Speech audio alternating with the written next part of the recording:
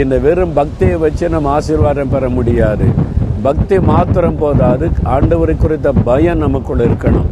ஆண்டவர் என்னை பார்க்கிறார், ஆண்டவர் என்னை கவனிக்கிறார், நான் செய்கிற தப்பெல்லாம் கூட அவருக்கு தெரியும், அதனால நான் பரிசுத்தமாக வாழணும், நீதியாக வாழணும், தப்பு செய்யக்கூடாது. அந்த கர்த்தருக்கு பயப்படுகிற பயம் உள்ளவங்களை தான் ஆண்டவர் ஆசீர்வதிப்பாராம். பக்தின்னா எல்லாம் அநியாயமாக பண்ணிட்டு வந்து பக்தியை சாமி கும்பிட்டு இருப்பான், ஜெபம் பண்ணிக்கிட்டு இருப்பான். பார்த்துருக்கீங்களா? அவனுக்கு பாவத்தை குறித்த உணர்வே இருக்காது. எல்லாம் தப்பம் பண்ணிட்டு பக்தியாக ஒரு நாள் சாமி கும்பிட்டா போதுன்னு நினைப்பாங்க. அதல்ல, தேவனுக்கு பயப்படுகிற பயம். என்னை உண்டாக்கின ஒரு கடவுள் இருக்கிறாரு, என்னை கவனிக்கிறார், அவர் பரிசுத்தம் உள்ளவர், நீதி உள்ளவர், நான் தப்பு பண்ணினா அதையும் கவனித்து தண்டனை கொடுப்பார் அப்படின்ற உணர்வு நமக்குள்ள இருக்கணும்.